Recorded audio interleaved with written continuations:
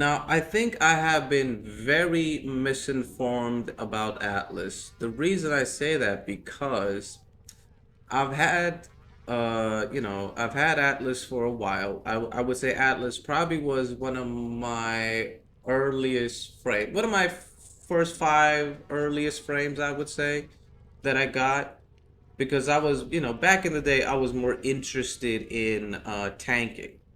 And I would look at like what were the tanky frames in the game, and Inaris was definitely one of them.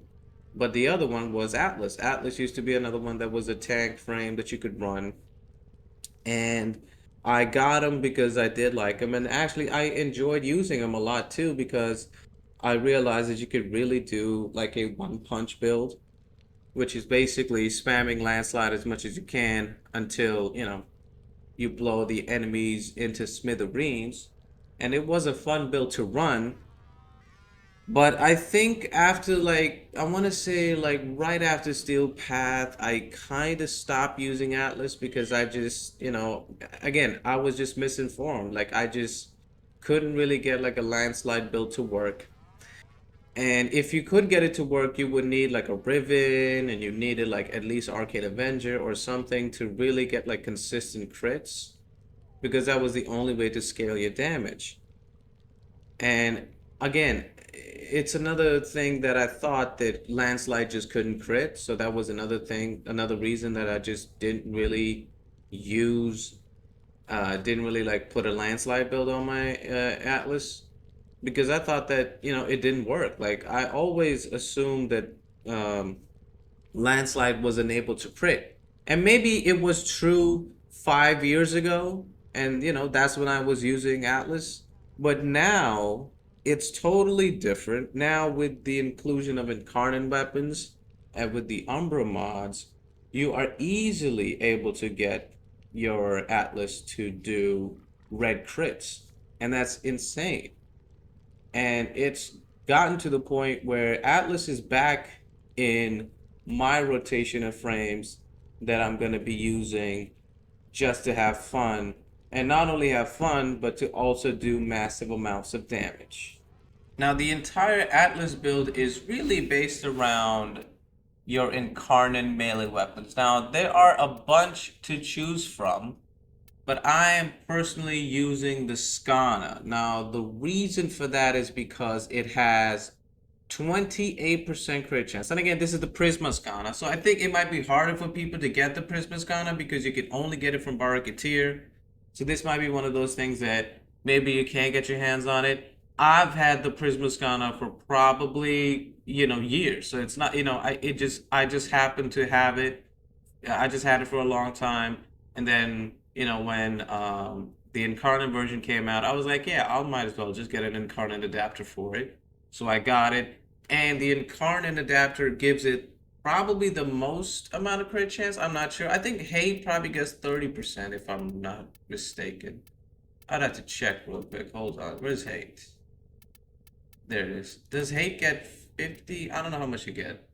Oh, 10%. Never mind. But I thought it was like more than that for some reason. But the Prismascana gets 25% crit chance upgrade, which puts your base crit on your Skana to about 53%. And with the Sacrificial Steel, you could get it to 198%. So if this is a weapon that you don't have, I would really recommend getting the Prismascana because this thing is like literally the crit machine. Like if you want to just use the weapon itself, it's really great. But for stat sticks, I think it's really good, and especially for Atlas, I think it's really good because you get so much base crit chance, and then you can build it on top of that with Blood Rush. So that is a lot, it gets pretty crazy. And then with melee exposure being a thing, which just adds like 240% more damage to your weapon, you're going to be really doing a lot of damage with this. And then everything else is, you got crit, crit, that's crit chance, that's just more damage, and that's just, whatever. Like you can like, you can get rid of Vicious Frost. Of course you don't need like, you don't need status because Landslide isn't really going to do any status damage. Status is just kind of pointless. So with the Skana, you can really hit those red crits. And now the Atlas build itself, it's pretty flexible. Now, the reason I'm running this sort of a janky setup, like it might look a little bit janky, but the reason I'm running it because I used to have a full-on Umbra setup on it. So that's why, it looks a little bit weird. But all you really need to worry about are two mods. That's the Rubble Heap and that's Path of Statues. Rubble Heap gives you double damage and it makes you not use energy if you're above 1400 rubble. And to get that, you just use Path of Statues, and Path of Statues leaves a trail and that petrifies enemies for 6 seconds. You can increase that with prime continuity.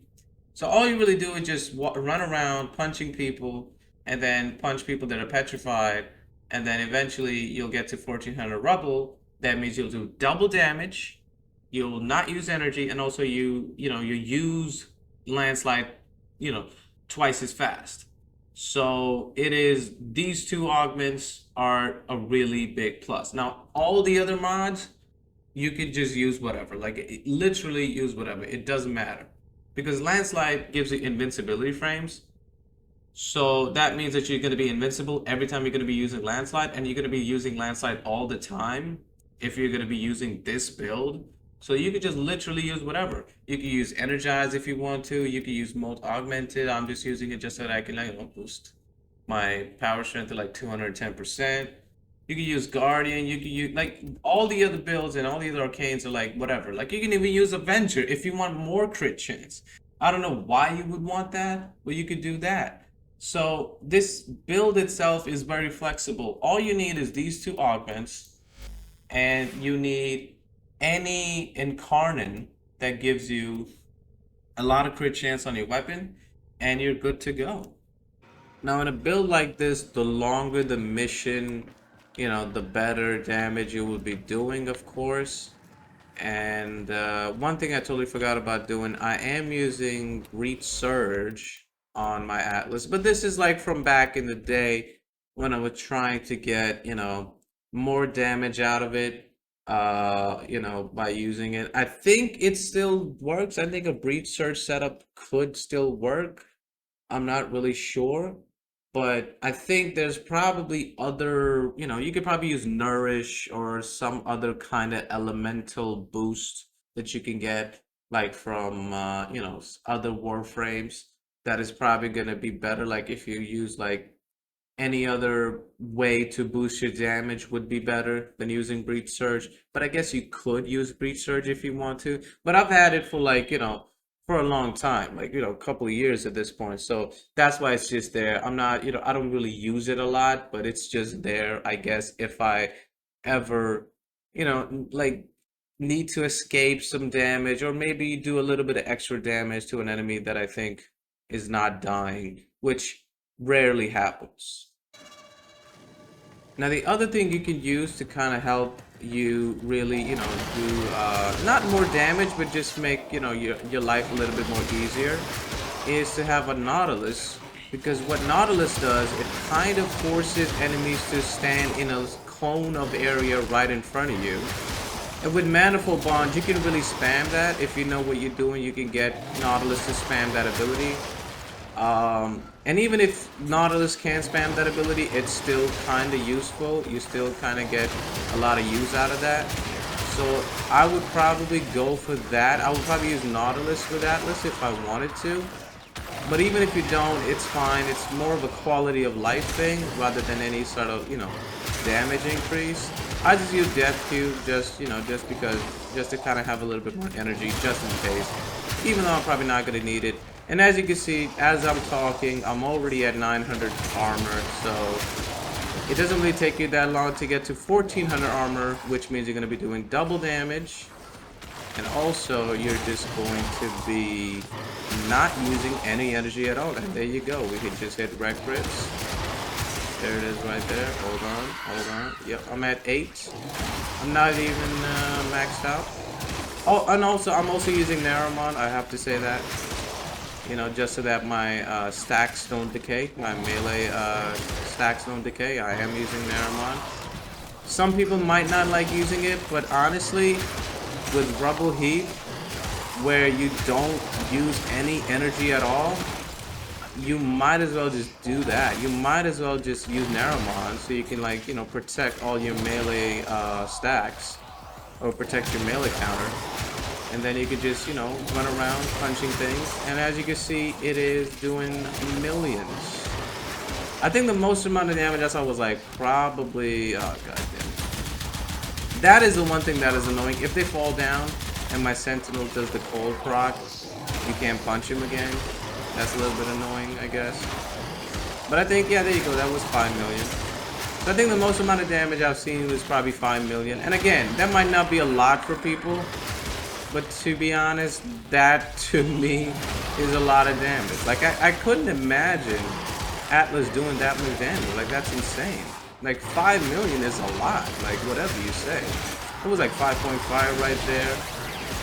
So that's basically what it is. And then you see, if there is an enemy that is a little bit chunkier, you know, it'll just petrify it, so you do more damage to petrified enemies. So, you know, it just works out. There's a lot of good synergies with Landslide, and with its Landslide's augment and the passive augment. But again, as you can see, it's just a fun build to run, man. It's just fun. You don't really have to worry about anything. You're not gonna die because you're gonna be invincible most of the mission. You know, and all you really do is just run around, you know, punching people, and it works. Now, what I want to test out is against those Thrax. Now, the Thrax is where I really want to test out the damage. To see what it can do. Now, there's another thing you could probably do with this. If there is an enemy that is really taking a little bit too much time to die, I guess you could probably try to run some kind of armor reduction ability. Like, maybe if you want, like, you know, maybe there's an enemy that takes a lot more punches than usual. Maybe you can run like Ash's Seeking Shuriken on your Atlas, or maybe like, you know, some other, again, Roar, Eclipse, or Nourish or something like that to boost your damage. But honestly, I personally am never gonna need it because I don't, you know, I don't have time to go to level cap. You know, I don't have that much time. So to me, it's a plug-and-play system. So I just usually just, you know, use the ability. I think the highest I'm probably going like maybe 300 or something. And they, you know, and the build works pretty well. But if you really, you know, if there is an enemy that's really taking a lot of damage and taking a lot of time to die, I guess you could do it that way. I guess you could use that to get rid of them. Maybe use like an armor reduction ability. Maybe have corrosive proc. Maybe have corrosive shards and use a weapon to, you know, pop corrosive on them so they can, you know, you can strip enemy armor. But again, you know, I think with the elemental changes that are coming, it might be easier to remove enemy armor actually. So again, it just depends on what you want to do. If you feel like you want to do that, you could do it. Oh shit. That was pretty good. Okay, that was with Breed Surge though. I'm sorry. I just, alright, I pressed Breed Surge. Alright, let me try without it. I'm gonna try without it then. Let's try without Breed Surge. There you go. Okay, that was 3 hits. That was 3 hits on it. That's not bad. Oh yeah, that Acolyte also got destroyed though, of course. But yeah, I did Breed Surge accidentally. My bad. My bad. That's on me. But again, as you can see, Breed Surge still works. So if there is an enemy that you think that's gonna take a little bit more, you know, maybe it's taking more than 1 punch, you could just do Breed Surge. And then, you know, that enemy is not gonna, like, you know, this guy's gonna take like more than 2 punches. I did the Breed Surge. And then, you know, do that. Boom. And then it also like affects other enemies. And then that also does like, you know, 1,000,000 damage. I'm just saying. So Breed Surge, I think is still kind of viable. But again, you might want to use something else. You might want to use like some other way to boost your damage. Maybe, you know what? Maybe even get like a melee damage enhancer on your arcane.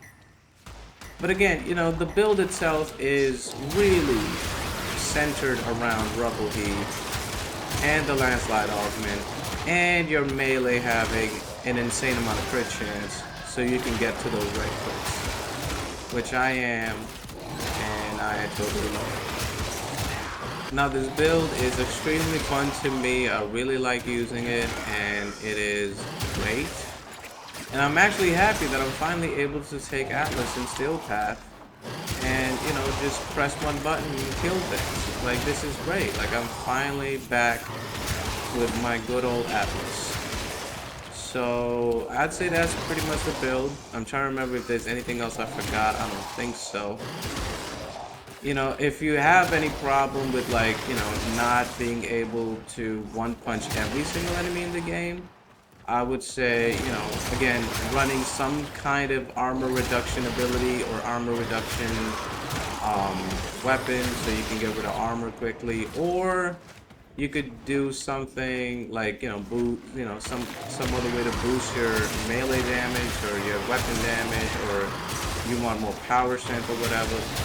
Again, like, you know, this build is very scalable. Like, you could, you know, you could pretty much do whatever with it. Like, it's such a flexible build because all you really need to worry about are like three things.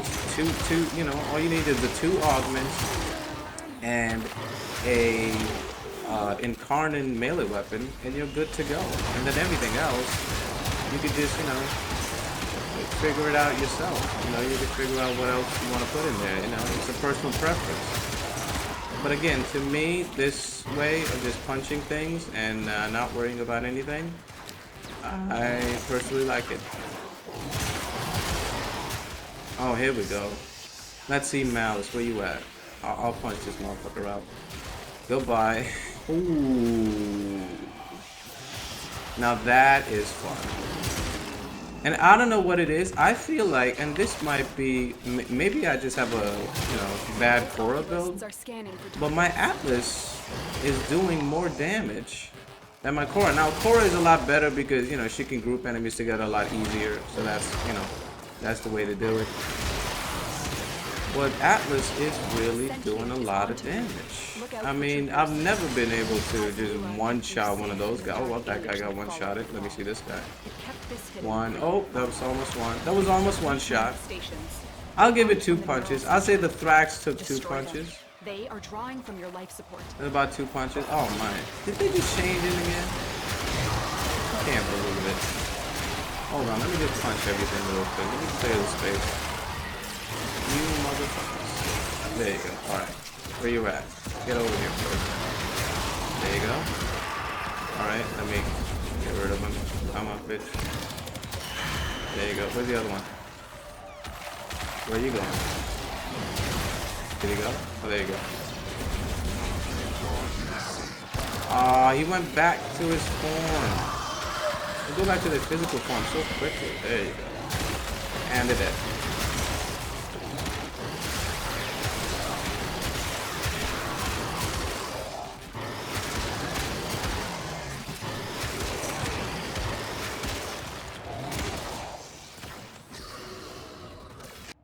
Now, as you can see, a lot of the damage that I'm doing is without any kind of passive enhancement. Like, there are other ways to boost your melee damage, to boost your, you know, you can have more power strength. There's other ways to boost your damage. So you could potentially be doing more damage if you want to. I just personally don't have all those melee damage enhancements on my Atlas right now because I just didn't really want to like put that much attention into the build right now because I'm rebuilding so many frames. So I just kind of wanted to just, you know, put a build on it that works, and then eventually I can put on other arcanes that can, you know, give you more damage. You don't definitely do not need more crit. You're red critting already, so I don't think you need more crit. But again, you know, if you run like Nourish, if you run Eclipse, if you run Roar, if you run like maybe like a like Seeking Shuriken, if you know, if you really want to kill like an enemy, or like if you want to take this to disruption missions, and if you are somebody who does level cap missions, if you're that fucking nuts, I would say, you know, having like a Seeking Shuriken on your Atlas just to kind of like pop it out there and then punch the motherfucker to death. I think it works.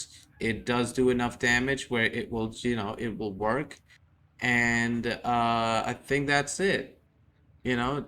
And I'm trying to think if there's anything else. I don't think so. I think I probably touched all the points. So yeah, that's the build.